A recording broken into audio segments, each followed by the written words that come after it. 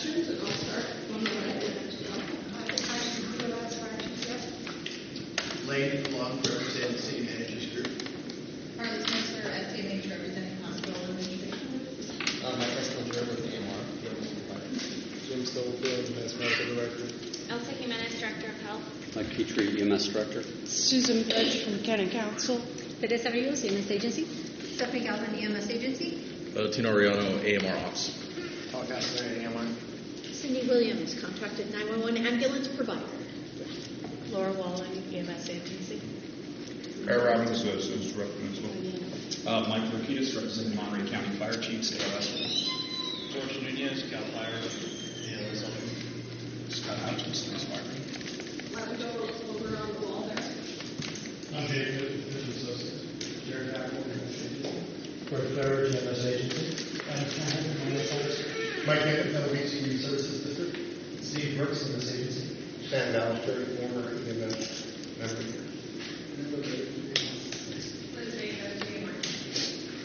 I'm Jody Schaefer.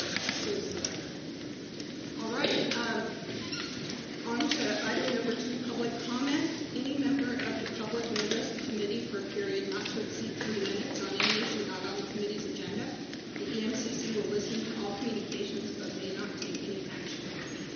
Any public comment? Okay, cool. Hearing none, let's move on to approval of the past EMCC meeting minutes. I would be looking for somebody approval. to go ahead and do we have a second? I'll second. Great. So we got approval and second. All in favor? Aye. All right. Anybody opposed? Or? Great. All right. We're moving right along. Okay, number 4, reports. We will start. Oh, we don't need to do those reports because those are all in the agenda packet. So you'll see the draft meeting minutes in your packets for all 4 reports that are listed there. And then we go on to full business, which is starting with stakeholder input into the EOA RFP. Is that you, Mike? It is. Oh, I'm sorry. Oh, is there an EMS oral report before we go to the, I'm sorry. Under the EMS report, I'd simply say that we are working to finalize the new iPhone and Android app. We hope to have it out very, very soon. I can't tell you exactly when. We have a beta, and there a couple of folks in our shop are working to finalize it, and then we're going to push it out. It'll be an iterative process, and if your people find problems with it, please let us know. We want to get it fixed. We want it to be usable. It has a lot of really good features in it that the other one didn't. So I think it's a big step forward. Now we're ready to go on to business. Okay. A, the stakeholder input is... Right. Maybe I could start by simply summarizing what happened at the last meeting. At the last meeting, County Council said that they would send a letter up to the EMS authority to advise or give their recommendation on whether we could have a pre-RFP release public comment period. And I'm going to pass out all the documents I referenced while I have this little talk, but I want to pass them out after I'm done talking so people are listening to me instead of reading the document.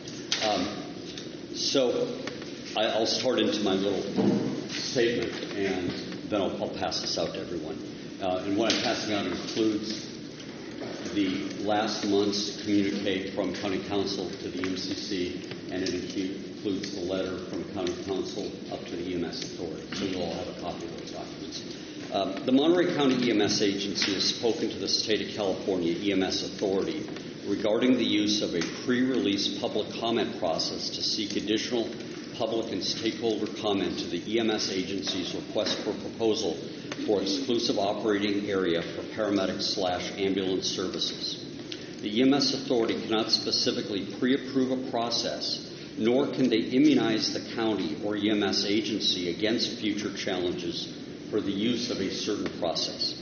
The EMS Authority also reiterated that pursuant to California Health and Safety Code, Section 1797.224, the responsibility to design an unbiased, fair, and objective competitive process lies solely with the local EMS agency. The role of the EMS authority is not to design the competitive process, but to assure that the competitive process, the RFP, and the resulting contract created by the local EMS agency is indeed unbiased, fair, and objective. The EMS authority also recognized the additional complexity of a pre-release public comment process. From these discussions, the EMS agency believes that adding a pre-release public comment period to the planned RFP development and release process would have to include the following: ensuring that the RFP review and all subsequent documents are distributed to everyone, including all potential bidders; providing everyone, including all potential bidders, with an equal opportunity to provide public comment; assuring that all public comments receive equal and unbiased consideration by the EMS agency; incorporating all public comments into a public comment matrix that includes the EMS agency's rationale for accepting or rejecting each public comment; assuring that the public comment matrix is distributed to everyone, including all potential bidders. The EMS agency recognizes the greater complexity of this process, the timeline extension of 2 to 3 months that this process would require, and the greater exposure to allegations of bias if it accepts some recommendations but denies others. Substantiated charges of bias or interference in the RFP process could cause the EMS authority to not approve the RFP. The EMS agency has been committed to and provided an open, transparent, yet objective and unbiased system assessment, strategic planning, and RFP process. To that end, the EMS agency discussed those processes at numerous EMCC meetings starting in November 2016. The EMS agency assured that stakeholders and public were provided numerous opportunities to provide input during the EMS system assessment process through the community stakeholder forums held in each supervisorial district and through focused one-on-one interviews with representatives of Fitch and Associates. EMS system stakeholders and public were also provided opportunity for input during the EMS system strategic planning process. The EMS agency and Fitch and Associates also received EMS system design recommendations in written correspondence from individual stakeholders and system organizations. Fitch and Associates relied heavily on stakeholder interviews and recommendations, EMS system documents, and stakeholder interviews as the basis for their EMS system assessment report and in the development of the EMS system strategic plan. Stakeholders, both bidders and non-bidders, will be able to submit questions about the RFP document at the bidders conference, which will be answered in writing following the bidders conference. As noted above, the EMS authority cannot immunize the county or EMS agency against challenges for the use of this pre-release public comment process. Consequently, and pursuant to California Health and Safety Code Section 1797-224, the EMS agency has determined that not pre-releasing the RFP for additional stakeholder and public comment is the most prudent course of action. And I'd be glad to answer questions. And I'll distribute this to everyone.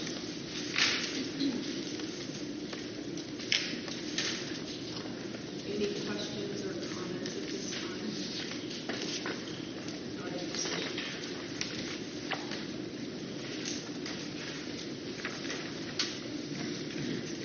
So the question I would have, Michael, it seems like a 3-month process in order to facilitate that transparent to potential bidders in the future.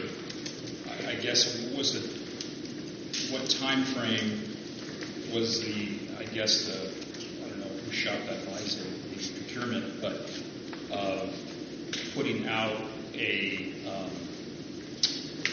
pre-qualification like sign up who is potentially interested. That way you would have the ability to notify them in the event there would be a meeting, so to speak, for stakeholder input. And I've always said it, again, for me, is if there's a transparent way that the current provider could really do a community assessment of their opinion of the strengths and weaknesses of the current system, regardless of who the providers in the future, but a snapshot of today, where they believe the challenges lie in providing services to this county. And some of it, obviously, is a crystal ball. You can't determine where we're going to be in 5 years or 10 years. But I always say is that they're really the ones that have been living it, good, bad, or indifferent. The other thing is, I continue to say, is the stakeholders, the folks that, work with these providers every day, the good things that they do, but we see necessary changes. Mm-hmm. But what we're fearful for is putting input doesn't mean change. It's just input. Right. Where there's some things that we can all agree to, regardless of the provider's going to be, that we can't keep doing business that way. And so I think that's kind of the stakeholders are afraid. We've seen this happen before, great input, we hire an outside consultant, but when it goes to the Board of Supervisors, and I think ultimately you, sounds like you're the final say, is that we're living with it for 10 years. EMS directors in the history of Monterey County, I've been fire chief 13 years, I think I've worked with 6 different ones. And so they help build a system, and then they're gone, and we're like, well, I wouldn't have done it that way. Mike, you and I have had this conversation. Right. And so that's what we're saying is, I look at the hospitals, for example, they're saying, hey, we're having some challenges getting interfacility, CT, whatever. Right. How did they come and say, in the future, this is what we need? It's not an input. This is almost like we need this. Right. And so I guess that's the example. It can be transparent. They can videotape it. It can be for potential bidders can see this information, that they see that discussion. It's not behind closed doors. It's public notice. Because we don't want the county to go through all this work and expense and then someone challenge it. But I guess on the other thing is, Mike, I look at how many people are bidding on contracts. Santa Cruz, how many? Santa Clara, I look at the recent contracts. It doesn't seem that there's companies banging down the door to wait in line to bid. So that's the other thing I'm scared for is we don't want a high-performing contract where we add so many elements to the contract that no one's going to bid on it. And therefore it fails like we've had a system in the past. So those are my comments. Mike, let me respond to them. And I think you and I share a lot of these issues. And you know the history of the system better than I do. But in the 2006 RFP, it failed. Absolutely. And we don't want that to happen again. And we want a system that works for people and is adaptable. Now, the example you gave, I think, is a good one. The hospitals need something. For example, a CCT unit. Well, Jay Fish met with everyone. He met with representatives from the hospitals, and his team did. And in our EMS system assessment report, CCT was identified as being one of the problems. So we're aware of that, and we're going to rely heavily on that EMS system report. And when we, consultant, Dr. Fish, and the EMS agency is drafting the RFP, I think if you look at what has happened in Santa Cruz and Santa Clara, I think they each had one bidder, and I think both of those bids were non-conforming bids. But I think we're going to hear that in Alameda County there were a number of bidders, and I imagine at least one is going to be conforming. I would hope they would.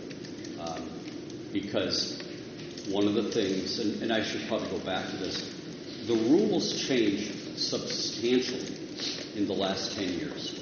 And it had to do with a couple of court cases that EMSA was involved in. And what it did was affirm EMSA's authority. So EMSA has constantly said, this is our authority and our responsibility, so we're going to do it for real. And they have rejected a number of EMS plans. They have rejected a number of RFPs that were submitted by them. I think or submitted to them. I think the most recent one was in the last 30 to 60 days.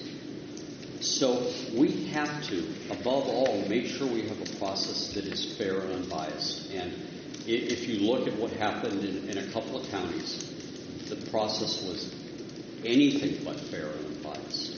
And we do not have the time in the timeline we're projecting to have to redo this all again. And you would ask the question, what is the timeline? And there are two major variables that we can't predict. One is, when do we get it finished, vet it through legal, and then send it up to the EMS authority. We're going to do that as soon as we can. The big unknown is what happens with the EMS authority, because they could turn it around in a month, or it might take 4 months, like Santa Clara counties did. So we're cognizant of these things. You and I have spoken for years, and you've told me some things that you'd like to see in the system, and I remember those conversations. I think we are going to do our best. We have the responsibility to do this. And I would like to think we have a very experienced and highly qualified team of people at the agency, and we have perhaps the best known and world-class EMS consultant there is on board. So we've tried to put together a very high-powered team to address this and do it right, because so many systems, I think, are going to get jammed up doing it wrong, and it's causing big delays, and it's creating a lot of acrimony where it's avoidable. But, at the last meeting, Mike, you talked about wanting to have input. There will be the opportunity for input at the bidders conference. The difference is it's the input, there is a difference in input and being able to propel a certain course of action. This issue came up in a grand jury report. It was either 2007 or 2008, where it identified that some stakeholders wanted input, but the grand jury said they were given ample input. What they really wanted was the ability to compel a course of action, but the law doesn't provide for that. I guess, Michael, the one, and I'm going to allow Gallus to speak, would there be an opportunity, and I've always said this because at one time there was, but unfortunately it was different circumstances, that this body would be able to hear from the provider that's been serving this county now for, I don't know, Cindy, how many years? 10. Right, 10, and then before that, there was a West Med little transition, but... I was 18. 8, right, so I'd really like to hear, and, from Cindy, for example, is to kind of hear where they've seen it, and where we need to go, and when it's in this public forum, that would be, anybody could hear that, any potential bidder in the future is for me, I've always wondered, now I know when Westmed failed, we were able to do an emergency process to bring the AMR in. They were able to dictate their terms, right, with the county board of supervisors in an interim agreement. Now I'm just curious of where they believe they're the largest provider in the nation. What are the strengths and weaknesses and areas for improvement of this system that we know as providers and stakeholders that they bring an element that could be an eye-opener for us. And the example, Michael, it's difficult to get paramedics. Mm-hmm. AMR's talking about NCTI, their paramedic program, and NPC next year doing away with it. And so can you imagine where you have a supply and demand issue? Now you're taking away the training program in Monterey County. If they're having challenges getting paramedics, the fire service is having problems with the salary and benefits we're paying, where are we going? And this is not a Monterey County issue. This is a national issue. So are we going to have the flexibility to do things different? BLS versus I don't know what I don't know, but that's why I'd love to hear from AMR. So I think, how do we deal with that? I think something like that is the essence of a bias process, where you have one bidder coming in and saying, this is what we perceive. We simply can't do things like that, because then every other potential bidder is going to say, why didn't we get an opportunity to come to the EMCC and present to them? And ultimately, It's not the EMCC, with all due respect to the membership, that makes the decision. And I think if we were to do that, the EMS authority would simply not approve the process. What we are doing is basically a tried and true process that has been used in many other systems, has been approved over and over by the EMS authority. And really, we have sought out and taken more input from stakeholders than the other processes have through the public hearings. Again, they were bilingual in every supervisorial district, and through an EMS system assessment process where people had an opportunity to meet one-on-one with the consultant, so they weren't victims of groupthink or things like that. Yeah, and I appreciate it. I've heard it Gallus, I know he's in that. I totally understand where you're coming from with that perspective of what the EMSA said, and I would propose that there be any process that includes people who are bidders at some point during getting to the end game. But if, for example, Mike wanted to be a member of the team that puts the RFP together and everything else, he could sign the non-disclosure agreements. He could then immediately, his involvement would preclude Monterey County Regional Fire from being a bidder. There wouldn't be any problem. But now you would have somebody in the room with a perspective different than the county EMS agency's perspective. And that's where I was coming from at the beginning when I said we need to have some form of involvement. But that's I can guarantee you from probably almost everybody in this room, with the exception of folks from AMR, are not going to be bidders on this proposal. So any one of us could sign an NDA and be part of the process. The issue is, and there are many issues, but it's not only are you a bidder or are you not a bidder. There could be clauses in a contract that require the provider to provide, say, first responders with something. And it could be everything from a data system to one-to-one equipment exchange, to training, to access to a learning management system, all of these type of things. And that then creates conflict of interest.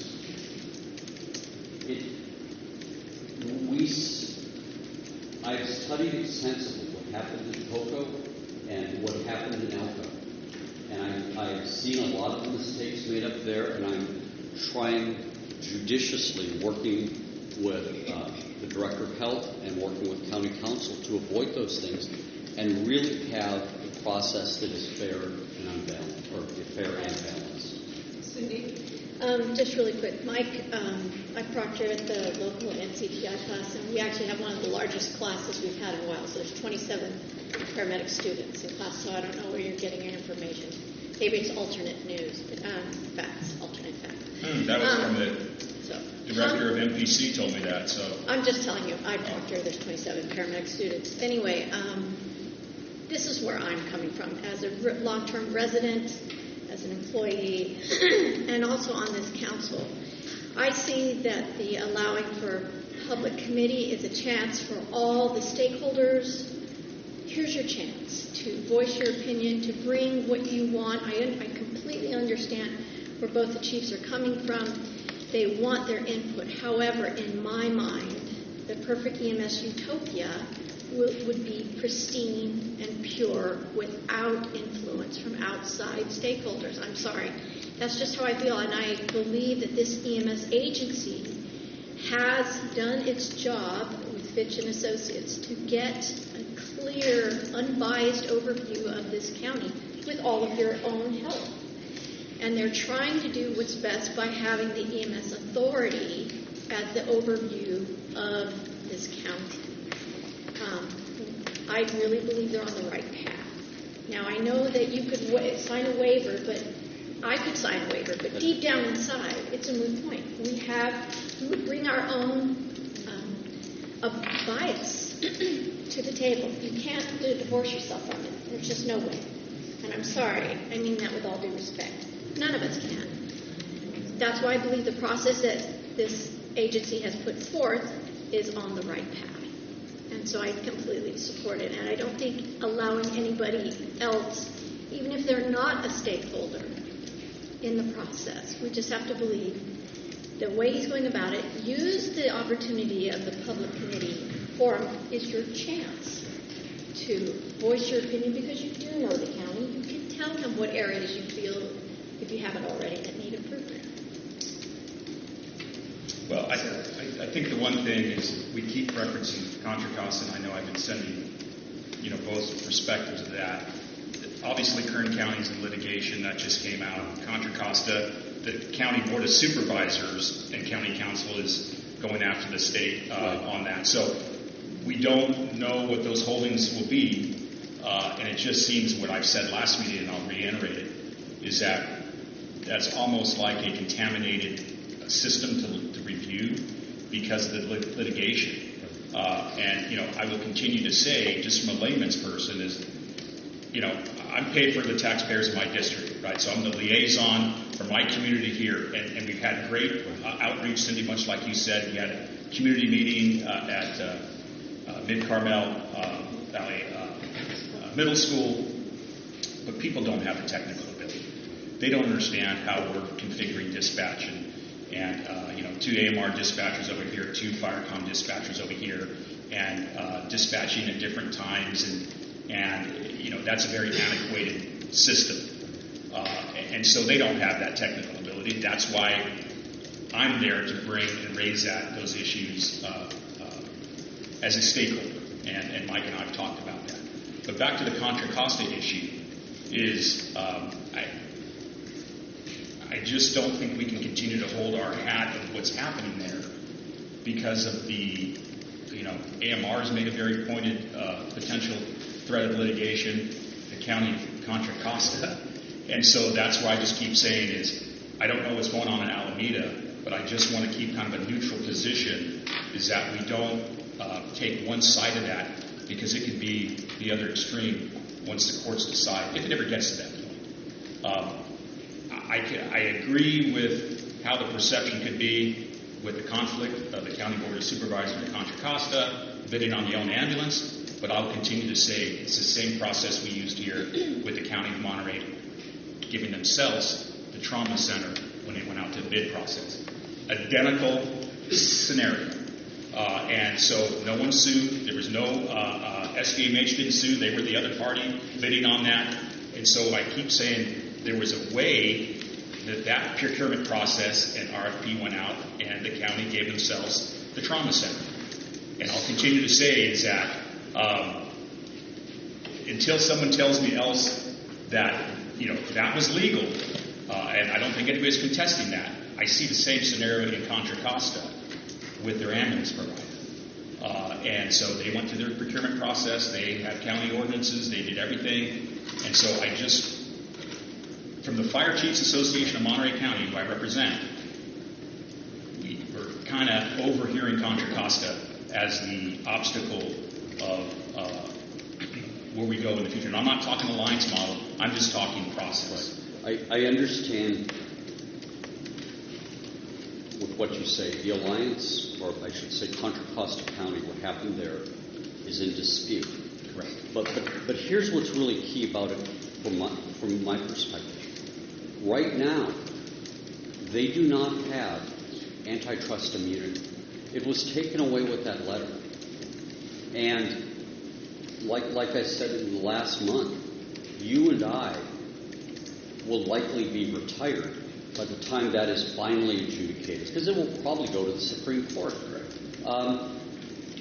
We have to have all of this process completed and a new vendor in place by January 31st, 2020, and we've got to move at that. Just for the purpose of time, I get it. I just wanted to, that comment doesn't need to be in the record. It just,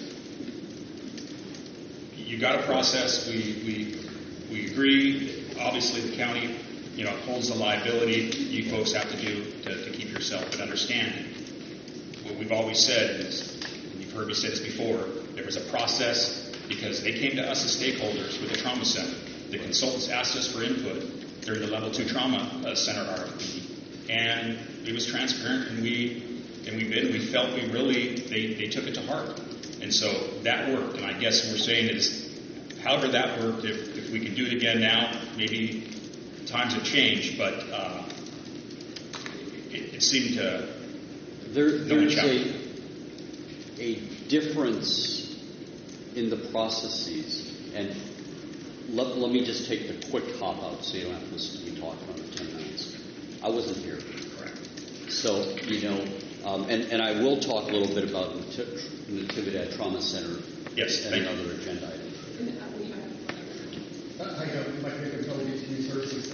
We all agree with the goal of having a fair and unbiased agreement. I mean, I do government contracts all the time, and I have to go through that all the time. But I think the point that you're missing is that there's policy issues and then there's management issues that you have control over. And, where is the line on those? Because what we're asking for is input on the policy issues. Most governmental entities will often, they'll have even a technical advisory group and a policy advisory group. And so I guess the thing I'm concerned about is that, you say that EMSA is not going to indemnify the town. But EMSA is not the statewide agency is not going to indemnify you for anything. So that's a red herring. That has nothing to do with what's process you're doing. They're not going to indemnify you. The question is, you have to be able to figure out what you can get taxed on those guys. But you don't want to surprise your constituents, everybody around the room. You may miss some opportunities. That's all we're asking for. You talk about wanting transparency. Well, you can't say transparency and then say, well, nobody can see it. So bidder conference. That's not transparent. Now, you may make a decision that you don't want it to be transparent, but don't call it transparent. It's not. Because all we're asking for is just to give us an input. None of us are bidding on it. So maybe I could reiterate what the process has been. Starting in November 2016, we told people about the process. We described and articulated a 3-phase process consisting of a system assessment where we would take input from everyone, consisting of 5 meetings, one in each supervisor where we would take input. We received written communication, and we briefed the EMCC with what was going on. We also brought, for your support or approval, the EMS system assessment, which also went to the board and was approved. So we've taken input. We've been transparent. If we are putting out an RFP, there's a specific county process that is followed. It doesn't allow potential bidders or others that could induce bias into the process to be part of that development process. And again, it's changed a lot in the last decade. And for the court cases I've referenced. The other thing is, Mike, you referenced the difference in policy issues and medical issues. Now, that's also, that's addressed in state law. The medical control issues are under the control of Dr. Stubblefield, who's the EMS Medical Director. The policy issues are under the control of the EMS agency. Well, I consider funding the policy issue. So you're entering into a contract, you're going to say, somebody's going to have to approve it. You're not going to approve it. You don't have the money to pay for it. Somebody else is going to have to pay for it. So it seems to me that kind of input would be helpful. So let me try to answer. Again, I could reference. I don't want to divert this thing. Okay. I just wanted to bring right. I don't want to remove that. So I just had a quick comment and an example for me in that, yes, we did do the interviews and speaking with Jay Associates. I couldn't hear you. Sorry, yes, we did do all the interviews, and I gave my input to Jay Fitch and his associates for the RFP, but quite honestly, I would be very surprised if I had coverage of Big Sur after this RFP comes out. And who has any say-so over that? It comes out, it's done, there's the RFP, there's no coverage of Big Sur. There's no opportunity to address that at all. And that's just an example for me personally affecting us and all my residents down there. So, there would be an opportunity to ask questions about the RFP at the bidders conference and then with the Board of Supervisors at the end of the process. well, I see that and understand that. I You know, somehow don't feel like we're doing anything. and please understand the situation I am in. Yes. And with at some level, I feel like I always end up being the bad guy here, right? And it on almost every issue. But this is the way right now in 2018 that EMS works. So I'm the guy who is given the responsibility to try to make these things work. And while sometimes you may not feel like I'm trying to collaborate, I actually am. Okay, we've tried to bring this to the committee and involve people in it. We've tried to make our committees more and more transparent and meaningfully share information about what's going on. We are trying to balance, and Martha, we certainly are cognizant of the Big Sur ambulance issue. It's not like we haven't heard that. We know that. And candidly, one of the things I'm concerned about is that I think out of 7 financial scenarios identified in the EMS system assessment, 3 or 4 of those show the system being upside down within 3 to 4 years.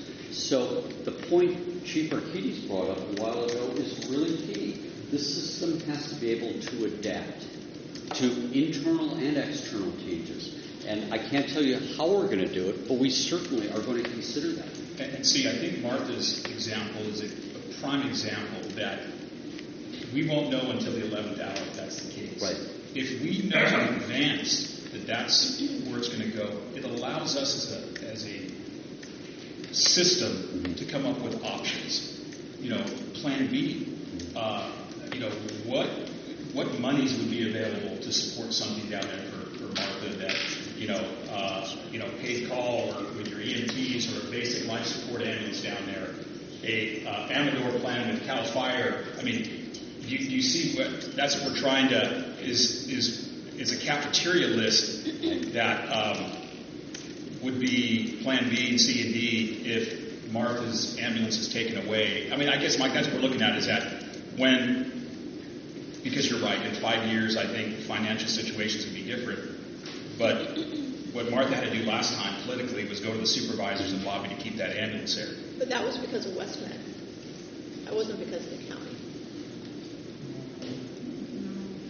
It was because of WestMed. You don't hear that every 5 or 10 years. You have to go through this whole thing and everybody up in arms, lobby everybody. And I just see that coming. Again,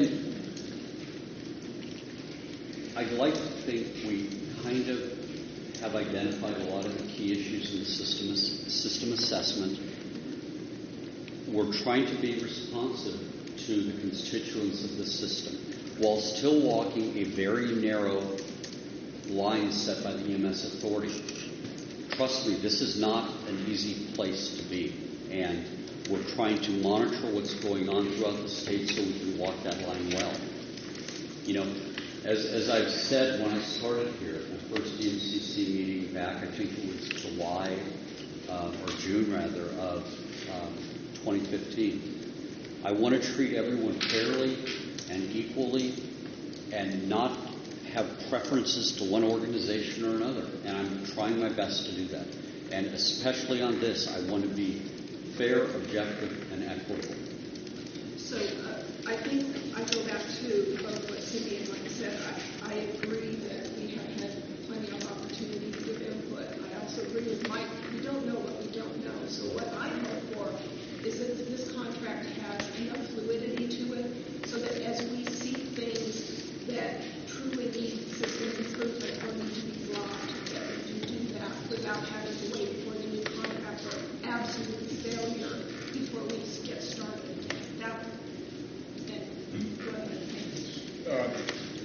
As I listen to this, I'm trying to pin down solutions, and I would come up with anything. But what we have here is we've had an assessment process, and it included a sizable amount of input from a wide variety of stockholders, or stakeholders, rather. Excuse me. I would hope that process is all inclusive. Will take into consideration all those inputs, assess the validity of those inputs and the applicability of those inputs, and develop a flexible RFP that considers those inputs. Now, we all have questions about the contract, and I'm sure AMR is the focal point. Many of us have probably expressed the same concerns that AMR would probably put on the table. The expertise is certainly here, and we're not blind. And I understand concerned about AMR not having input, but in reality, they probably had a de facto input from all of us sitting in this room as we provide that input to the fishing company.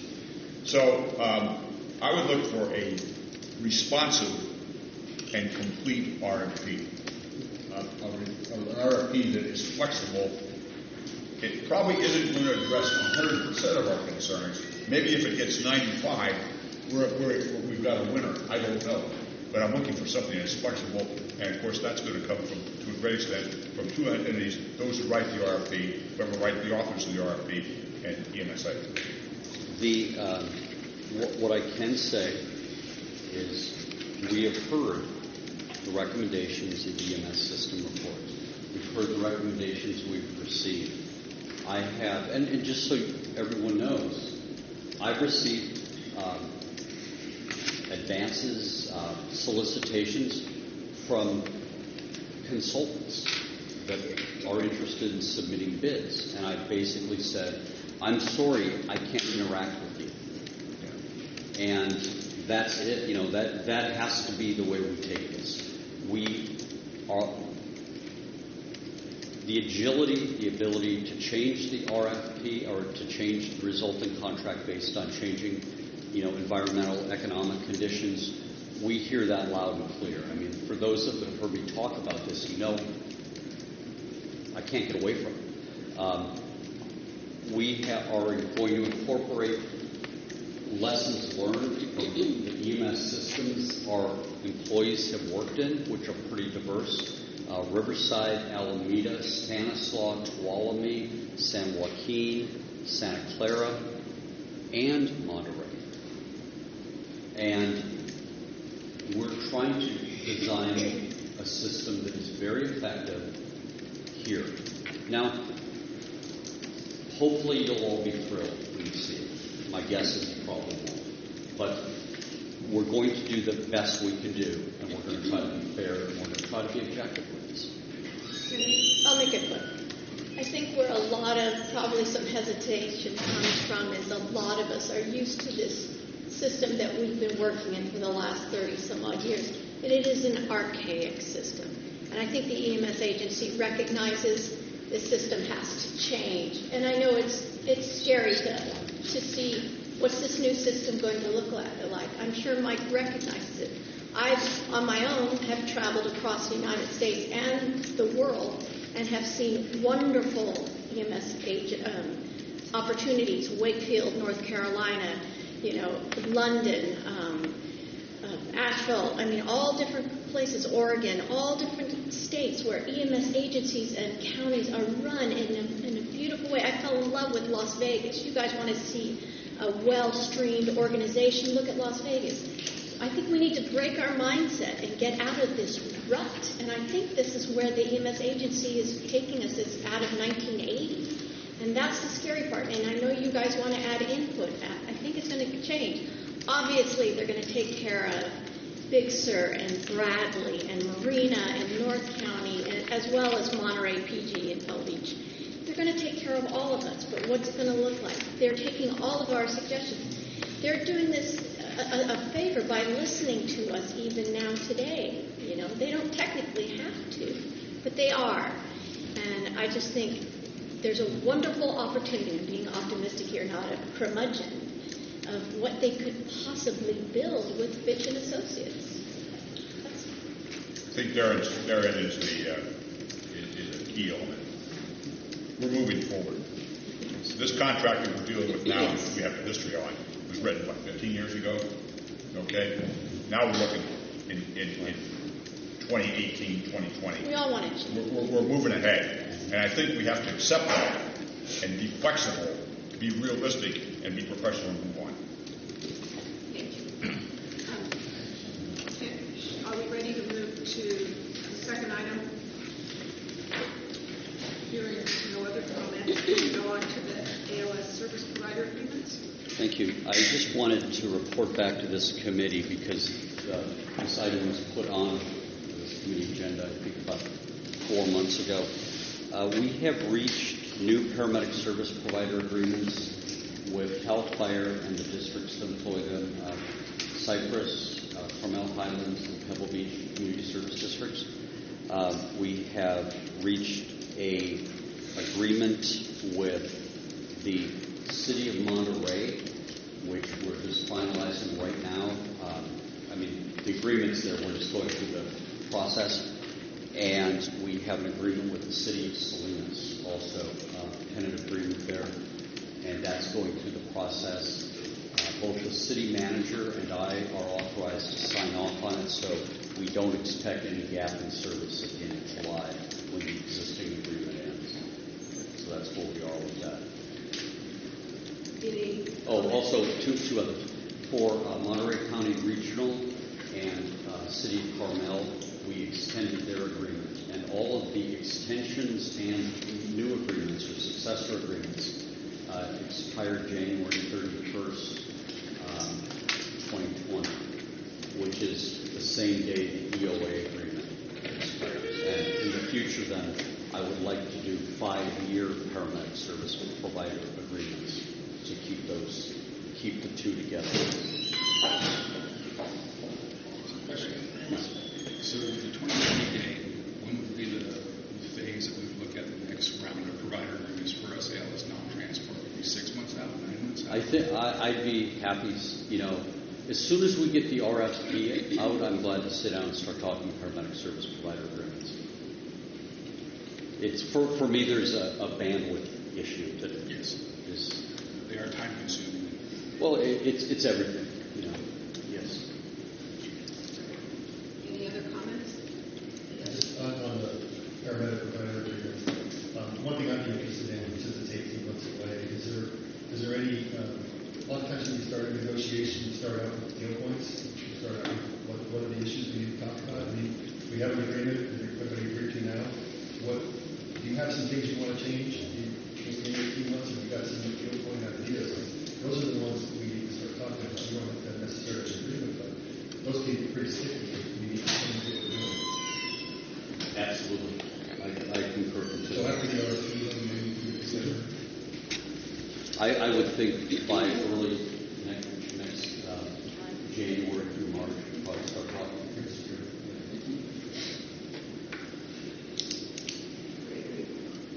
Any other comments? We're on to the EMS 2030 Phase 2. Is this, there you go. Mr. Adams, speaker. Thank you. You had in your packet the final product of a dedicated group of folks who spent several days earlier this year. And I want to acknowledge and thank both the individuals and the agencies that participated, and particularly those who, after you saw the draft, sent back some really good comments. Some of those comments were incorporated into the document, and those that we were not able to incorporate into the document really served to provide guidance to the agency about how the plan should be brought forward.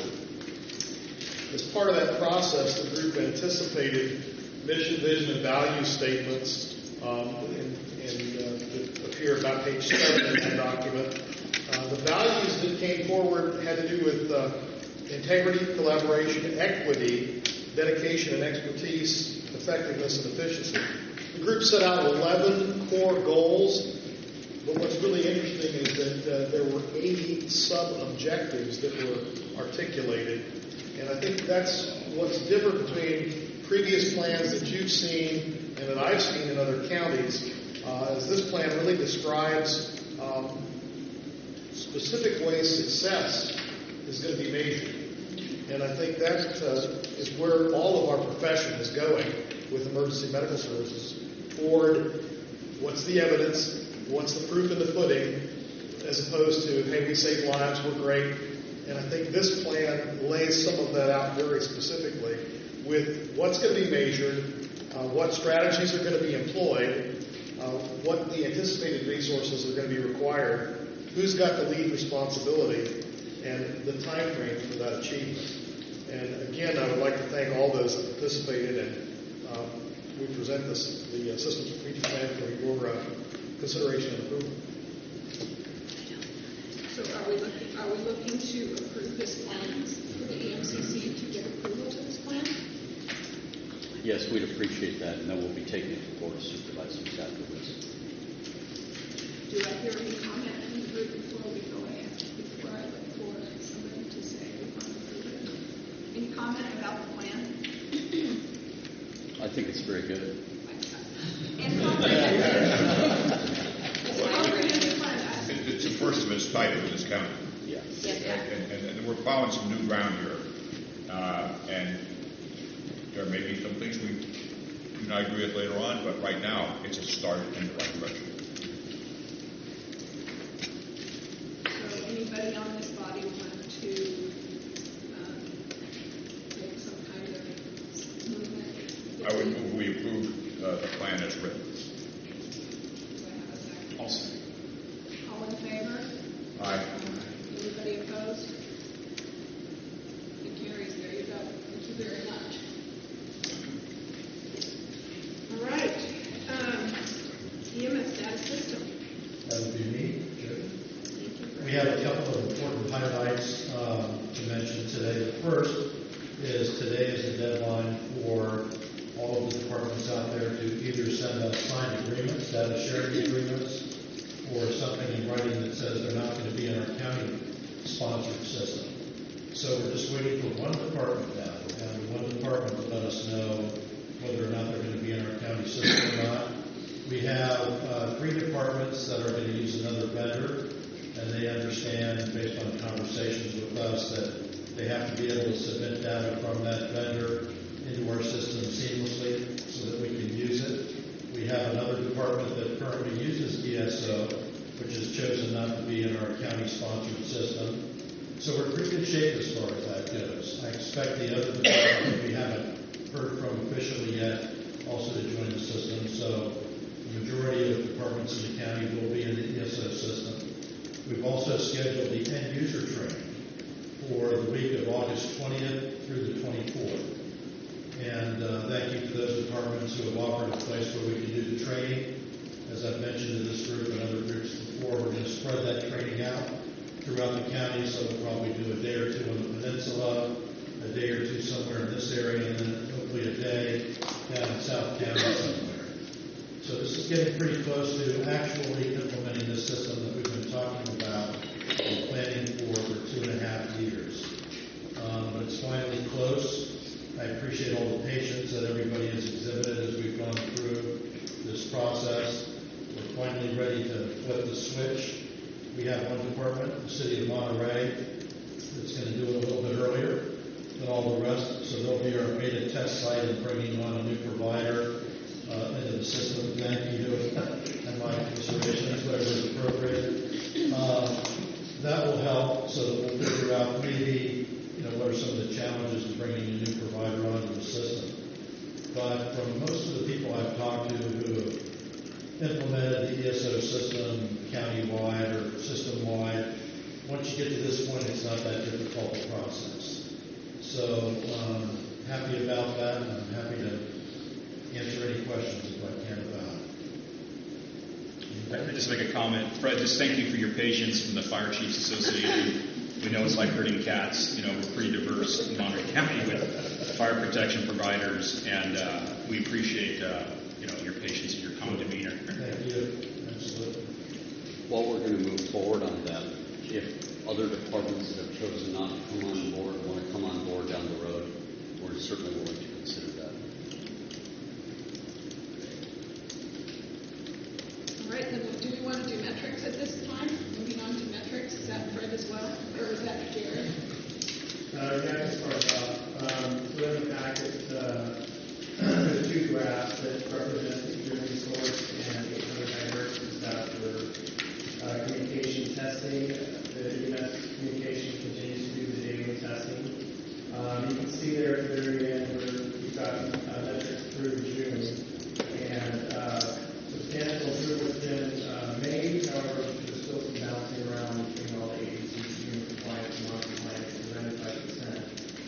95%. We will probably meet with the hospitals to discuss any barriers or issues that they see with either technology or training to try to maintain that 95%. At the same time, we are also very likely moving to a different vendor called RainNet, which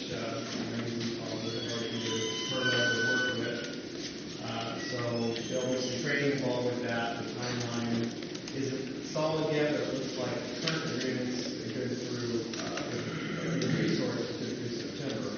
So we might have to move that as early as September. So we can training some other continue the same type of testing throughout. So just give you a price of that as it happens. Where else is ReadyNet being used? Regionally, Santa Cruz just went to it. Most other areas, I think Santa Clara intends to, but there's still on the Within OES Region 2, which is the mutual aid region we're in, I believe it is all but Santa Clara and maybe Napa. Everyone in Southern California, regions 1 and 6, I think it's 1 and 6, are on ReadyNet, and more are leaving EM Resource to go to ReadyNet. I think Santa Clara is going to do the same. From a user perspective, I hope ReadyNet has better support. You know, having worked with them for over 20 years in Southern California, I've never worked with a company with such great support. It's a good product. Frustration with EM Resources. There's better reporting, there's better components, there's a calendar reunification module. I think it'll be much more intuitive. So I have not used it, but we'll turn that around. You know, and we have not used EM Resource to its capability in this county. And we could have it set up that every ambulance or supervisor, whoever in the field, could have that page up, see the status of the hospitals. You could go so far as to put, ambulances in service on it. I mean, there's a lot that can be done with it. I believe it does have an app as well. Yes. Yeah. So more to come with that. Part 2 is the contract compliance working group reports. So the first issue is the AMR fine issue. You have a staff report about that. Just to boil it down very quickly, in May, we sent AMR an invoice for penalties for the latter part of 2016 and all of 2017. We hadn't assessed any penalties during that time frame because we went to a new CAD system, we went to a new vendor for adjudicating response time compliance, and there were changes within the EMS agency, myself included, trying to figure out how to do all this stuff. So the total for the invoices was about $180,000. That raised some eyebrows at AMR, so they came to us with some concerns about not so much the first watch system penalties, but the Inspironics system penalties. So we went back and forth on that. We discovered that I had made a mistake in assessing about $27,000 in penalties for dispatch penalties. We were able to lock that off, which made them a little bit happier, but they still wanted us to take a look at the Inspironics penalties. So worked carefully with Mike and Tino, Fernando, pretty much a new leadership group from when we first started doing these things.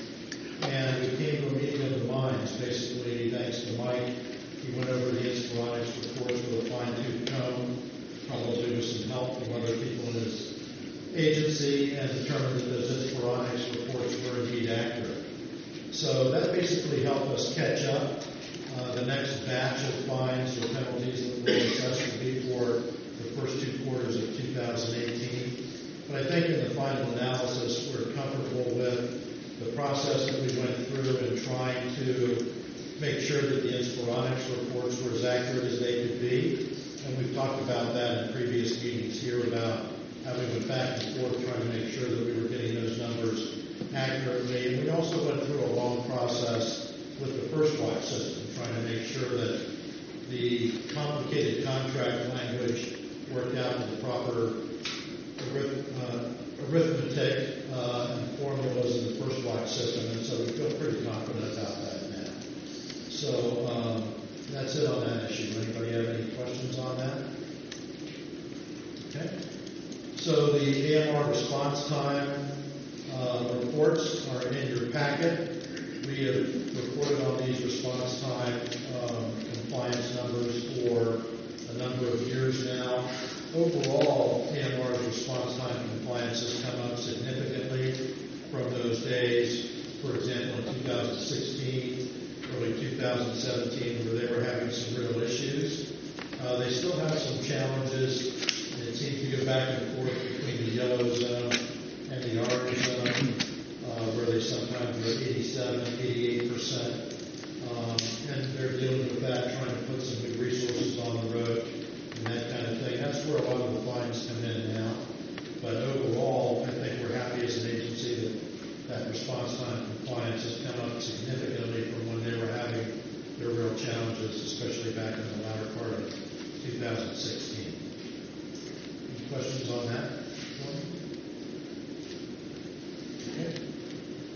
The next item is expiring memberships and alternative memberships. That would be me.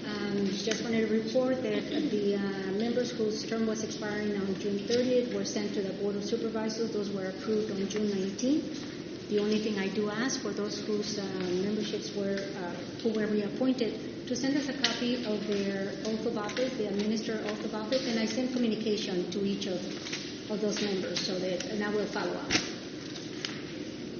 Welcome back. All right, new business. Looks like the first one is the Tivitat Trauma Center agreement. Okay. All righty. So one of the things I've been hearing since I started here is that the EMS agency won't hold the trauma center accountable. And we're pleased, because of that, I guess I'm especially pleased to present to you this agreement with the trauma center that has been signed by the trauma center, been signed by our agency, and been approved by the Board of Supervisors. So this is required by the American College of Surgeons Committee on Trauma. And if you look at this document, take some time to read it, you'll see it is actually very comprehensive. And if you go to our website, I think we have the old hospital agreements on. We were waiting for the board orders and everything to come back. No, the old ones. If you look at the agreements we've had with receiving hospitals and for stroke and STEMI, things like that, this is an example of a contemporary agreement with the hospital specialty service. And you can see it is more detailed. It provides for mandatory reporting. It talks about what happens if they fail compliance. And it also requires them to have their ACS site visit by the end of this calendar year. Now, I will also use this opportunity to note that the ACS Level 2 verification visit for Tivitat Trauma Center is scheduled for November 6th and 7th of this year. So I'm hoping once that is done, things will kind of calm down about the quality of the trauma services at EMCC. At the Tivitat Trauma Center. And we will know one way or another. Just a question, Mike, because I've been very vocal about this. You were saying it was a requirement. Why did it take 2 years, 3 years? I'm not sure what the time frame of the trauma center implementation, but did it take me maybe raising it? I mean, it seems like if it was required, it would have been a condition that should have been met some time ago, because you and I have been at lengthy discussions. We understand there's growing pains, but when we're holding paramedics accountable, right, and they just feel that patient care is being impacted because the hospitals aren't being accountable in the trauma system, that now I believe there's at least a foundation document that will help you be able to achieve what you do. We continue to hear, and I'm not an expert in trauma centers, but that they didn't meet all their accreditation that was proposed in their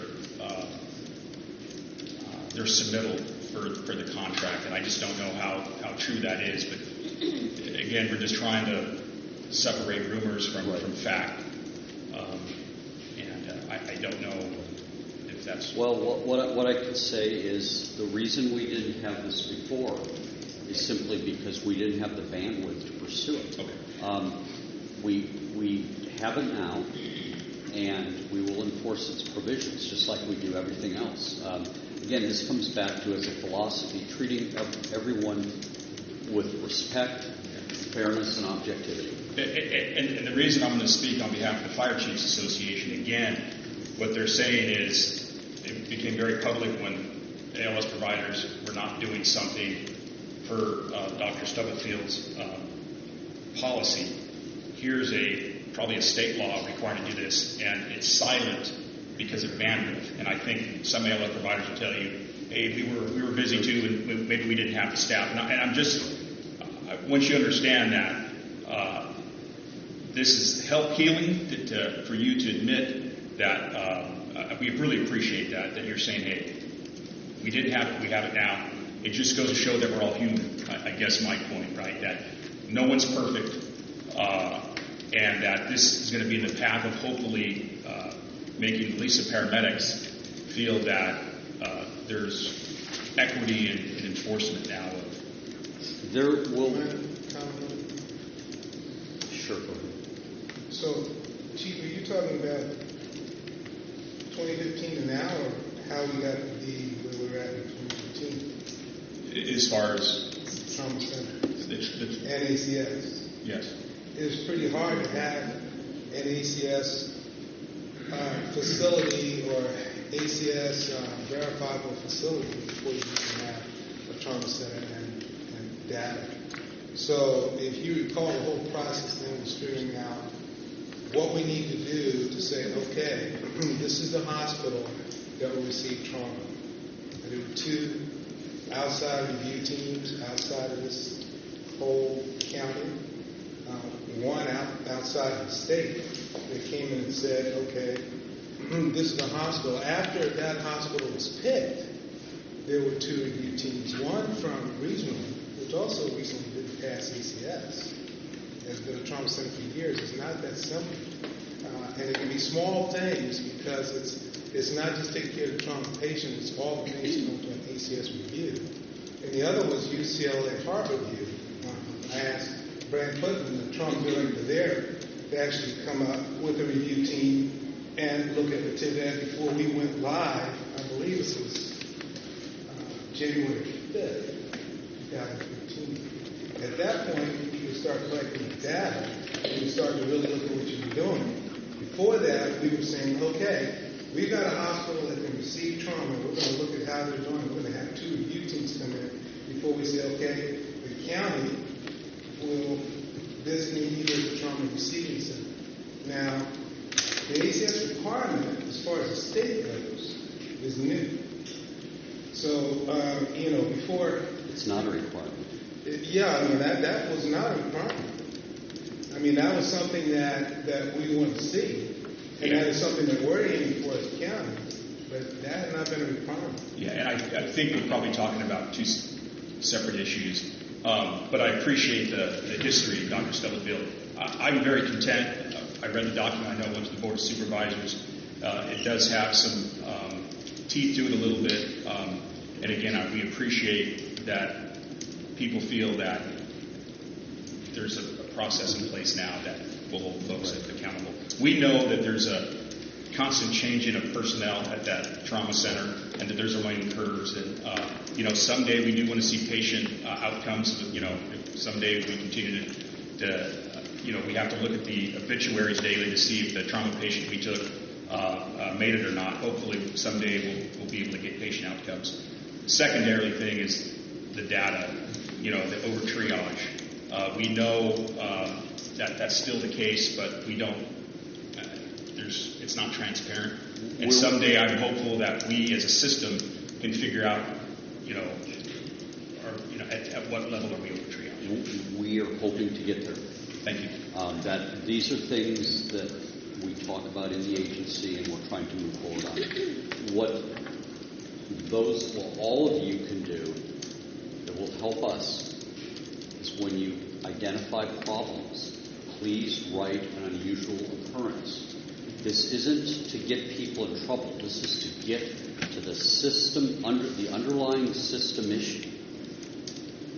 And that's really important to us to solve problems within the system.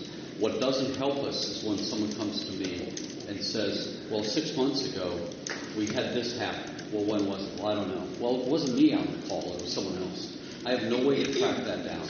If you give me, on a form, date, time, it goes into our UO database, and it is tracked till it is closed. And I think just from the paramedics, we hope the hospital also has to fill out that communication of unusual occurrence. They do. Yeah, perfect. Thank you. Yeah. Do they know that? Do they know that? I hope so. Yes, the hospitals are billing them out. You can trust me on that. Yeah.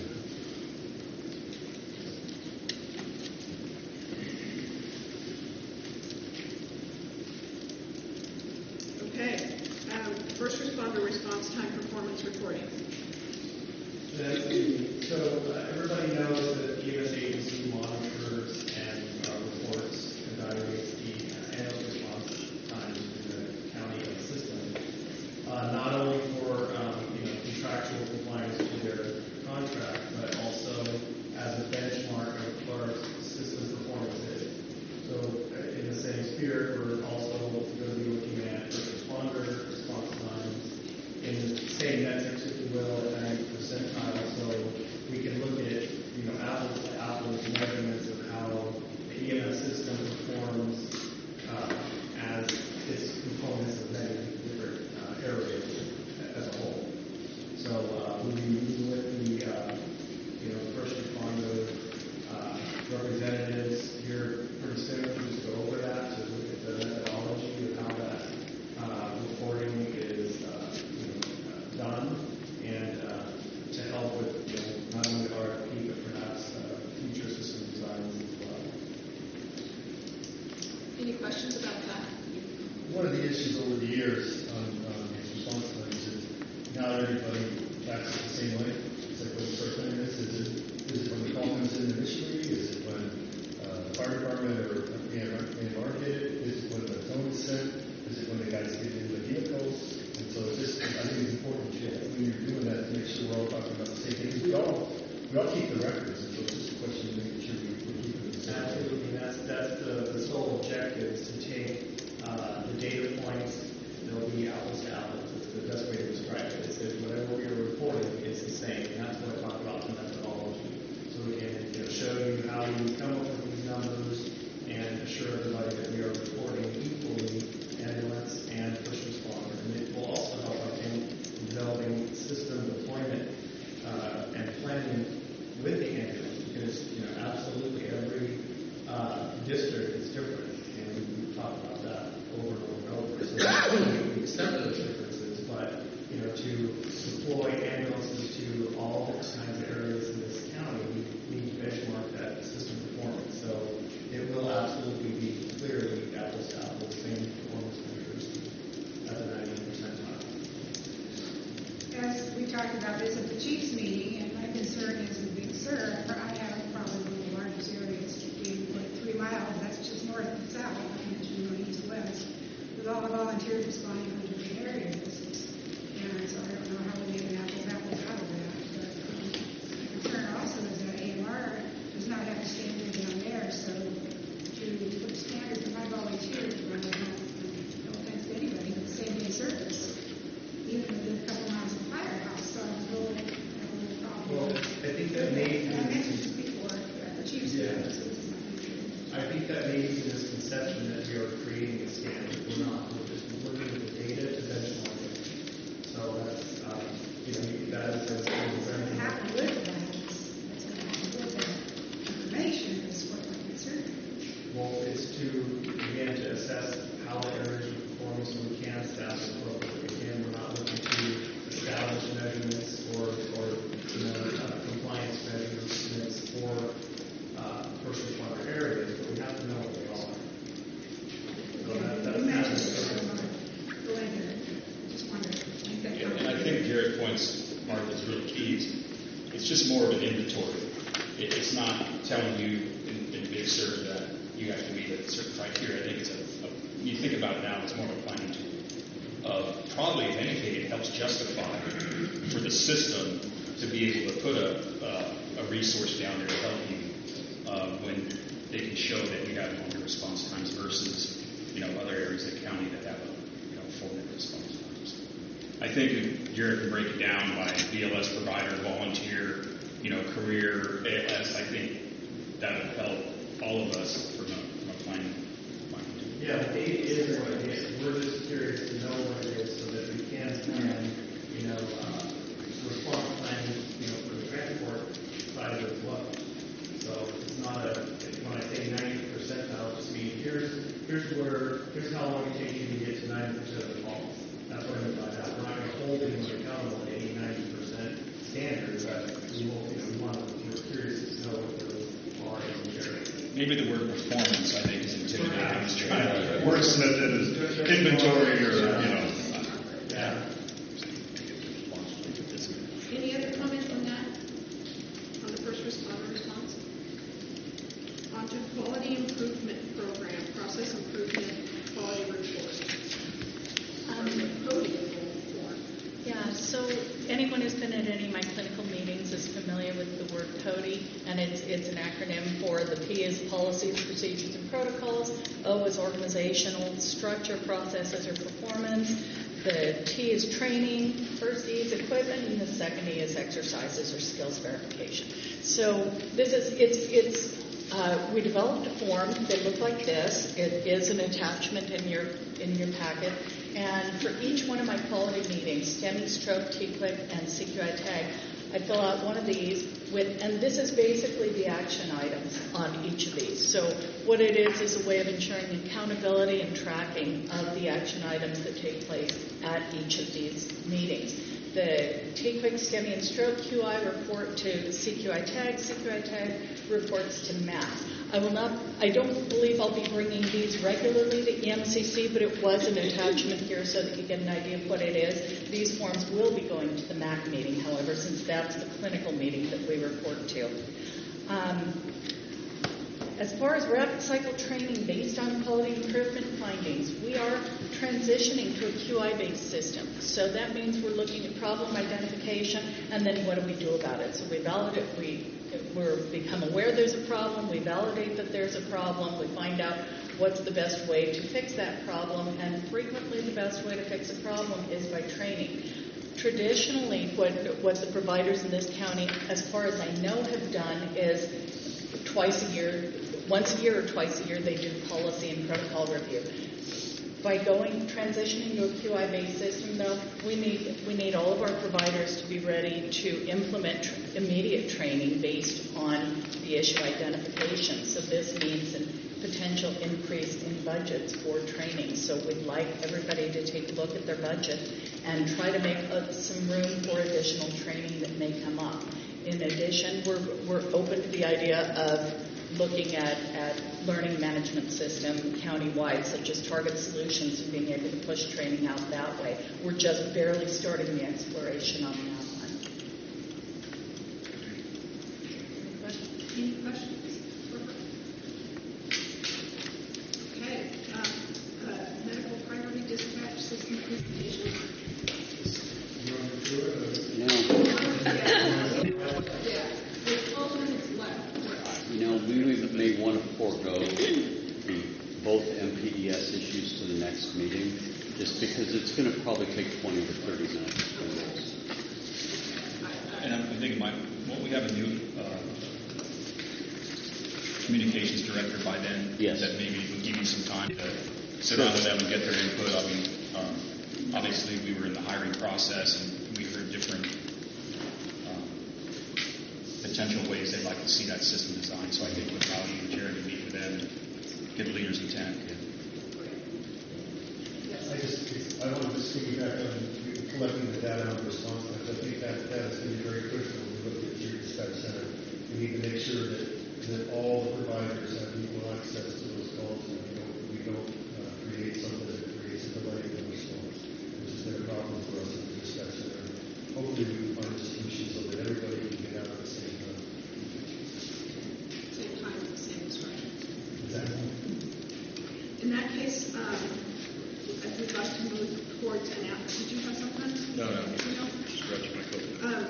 Announcements. Any member of the committee may make announcement or comments. The EMCC may not discuss or take any action on any item raised during announcements except to decide whether